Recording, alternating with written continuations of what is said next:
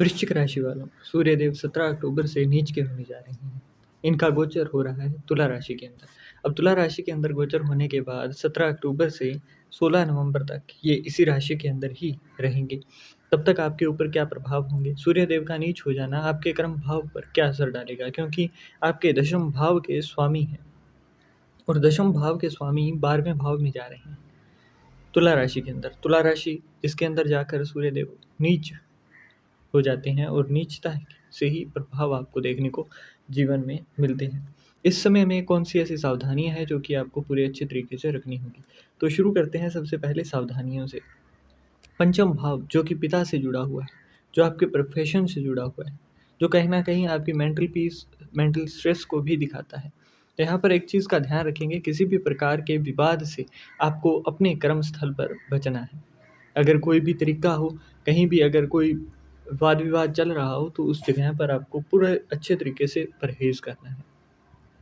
ऐसे समय में जब सूर्यदेव जो दशम भाव के स्वामी हैं और 12वें भाव में जा रहे हैं, तो आपको कर्म के लिए, है ना, आपकी जॉब के लिए, आपके बिजनेस के लिए, कोई काम से जुड़े हुए मीटिंग के लिए आपको विदेश यात्रा या फिर अपने ही जहाँ पर आपका ऑफिस है वहाँ से 200-400 किलोमीटर या उससे आगे की यात्रा आपके लिए करने का योग बनेगा। आपको यहाँ पर ट्रांसफ़र होने के भी चांसेस देखने को मिल सकते हैं। तो ऐसे में आपके द्वारा पॉजिटिव बोलना फ़ायदेमंद होगा, क्योंकि यहाँ पर केतु जो है वो आपकी इसी चंद्र कुंडली के अंदर दशम भाव में है। तो यहाँ पर जो अब तक ये सोच रहे थे ना आप कि मैं काम बदल लूँ, मैं कुछ नया ट्राई करूँ, तो उसके अंदर आपको यहाँ पर सूर्यदेव का ये नीच हो जाना भी अच्छा पॉजिटिव रिजल्ट आपको देगा। आपको एक नए जगह पर आपका परिवर्तन कराता हुआ दिखाई देगा। वहीं जैसे ही सूर्यदेव आपके 12वें भाव में जाएंगे तो आपको थोड़ा-सा डिप्रेस्ड फ़ील होना, अकेलापन महसूस होना, ये चीज़ें लगेंगी। और इसके अंदर भी 17 अक्टूबर से लेकर 28 अक्टूबर तक, और उसमें से भी अगर स्पेसिफ़िक आप पिक करोगे तो 24 से 28 अक्टूबर तक का वो समय होगा जब सूर्य और मंगल दोनों ही 12वें भाव में होंगे। अब इसके अंदर राहु का जो 4th हाउस के अंदर है, उससे जुड़ा हुआ कोई भी नुकसान करना आपके लिए बड़े लंबे समय के लिए सरदर्द के रूप में बनकर सामने आ सकता है। तो कुछ चीज़ें हैं जिनका आपको यहाँ पर ध्यान रखना है। एक तो आपको टॉयलेट, बाथरूम, सीढ़ियाँ और छत, इनका रिकंस्ट्रक्शन का काम नहीं करवाना है। इसके साथ-साथ माता के साथ अच्छा व्यवहार रखना है।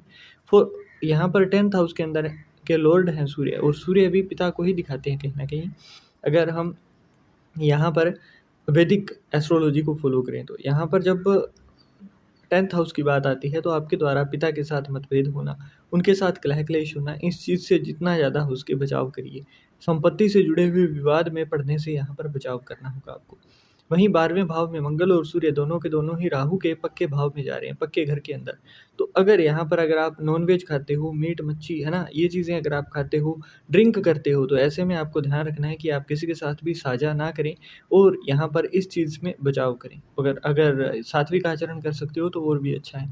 यहाँ पर मंगल का जाना आपके द्वारा चीज़ों के अंदर बहुत ज़्यादा अग्रेशन के अंदर आ जाना, ये चीज़ आपको 17 से 28 अक्टूबर तक के दरमियान दिखाई देगी। उसके बाद में मंगल अपनी राशि के अंदर और बुध वृश्चिक राशि के अंदर गोचर कर जाएँगे, तो उसके बाद में थोड़ा माहौल शांत होगा। उसके बाद में लैक ऑफ कॉन्फिडेंस, आपको बार-बार ये चीज़ लगना कि जो मैं कर रहा हूँ क्या वो मैं सही कर रहा हूँ? तो आप अपने कर्म के अंदर, है ना, जो भी आप कार्य कर रहे हो, उसके अंदर पूरा सैटिस्फैक्शन फ़ील नहीं कर पाओगे। तो इस समय के दौरान आपको पूरा अच्छे से धैर्य रखते हुए चलना है। जहाँ भी आप काम करते हो, उस जगह पर आपके द्वारा आदित्य हृदय स्तोत्रम का पाठ करना या फिर उसको सुनना आपके लिए फ़ायदेमंद होगा।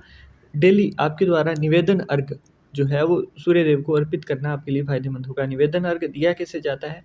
तो आपके जो आपकी छाती होती है उसकी ही एकदम अलाइन होते हुए आपको जल की धारा वहाँ से प्रवाहित करनी होती है। अब जल 2 तरीके से दिया जाता है, एक तो सर के ऊपर से जब आप धारा लेकर आते हो, दूसरा जब आप एकदम आपकी छाती के सीध से। तो यहाँ पर यही तरीका होगा जब आप अपनी जो आपकी चेस्ट है उसके ही एकदम अलाइन होते हुए जल को प्रवाह करेंगे सूर्यदेव की ओर मुख करते हुए।